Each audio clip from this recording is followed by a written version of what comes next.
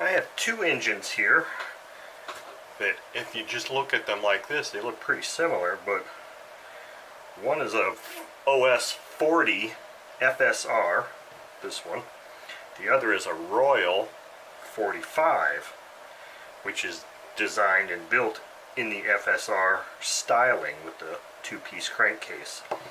Now, externally, they look very similar. You can't tell the difference between the 45 and the 40 as far as any size difference at all because it's so minuscule, but these engines look very similar. So these are engines that I got in a recent purchase, and I'll be comparing them both side by side.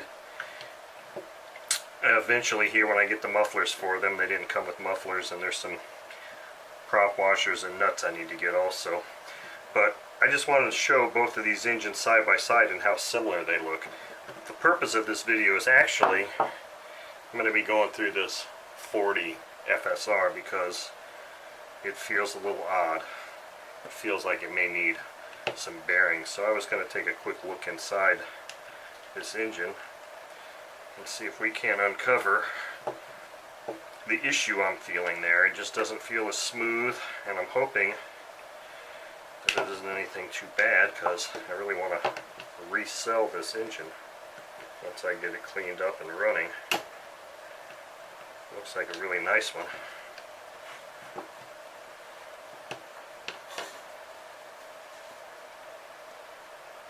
It just feels odd.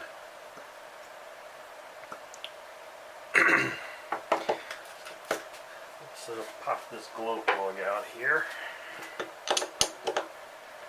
Hoping I don't need a ring for it because that could be kind of hard to find.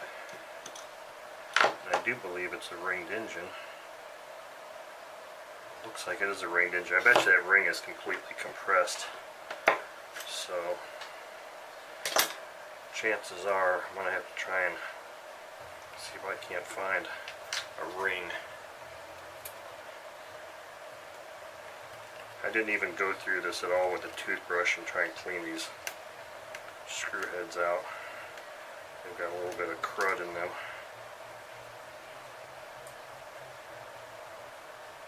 And it looks like that's pretty tight.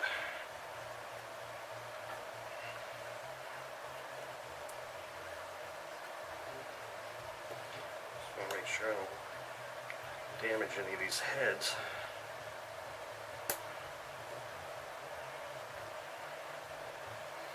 This is the one that had me a little concerned. It didn't feel like it was wanting to give, but there it goes. So there we go, we're good.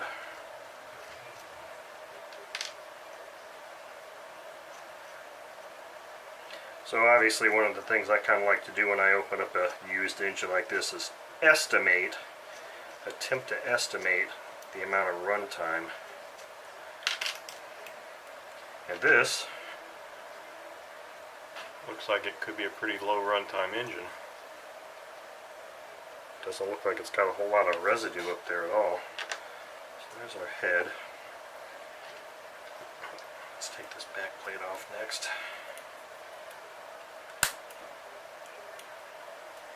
So the reason I'm opening this up is the bearings don't feel great, and it seemed to have a bit of lack of compression.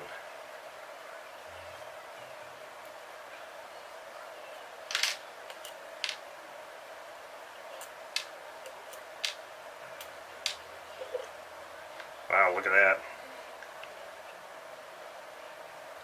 Doesn't look too bad in there. This looks like an extremely low time engine. I'm hoping this gasket, look at that. Oof, nice. That gasket comes off and it's intact and it's in good shape. Getting excited here. I don't know, I may just have to kind of heat that piston up and see if I can free that ring up because I'm sure that's completely compressed.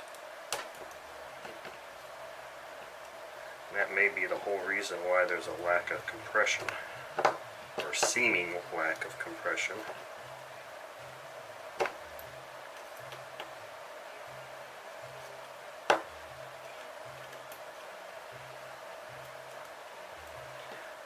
This engine, once cleaned up and refreshed, it's going to make someone a really nice engine.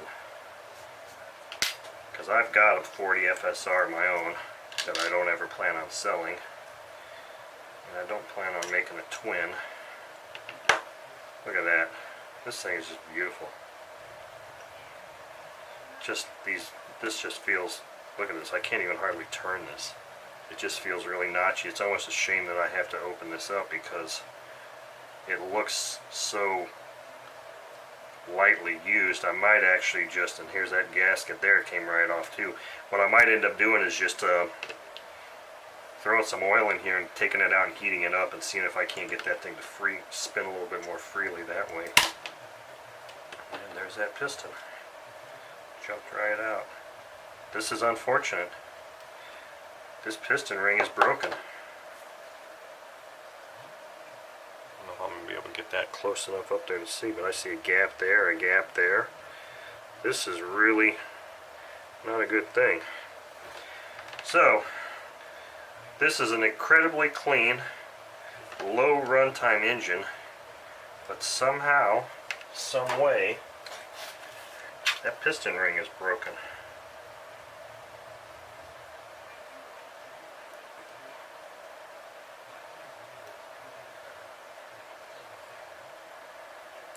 So now comes the challenge of trying to find a new ring for this thing. There's part of the ring, and if I can find there's the other part of the ring.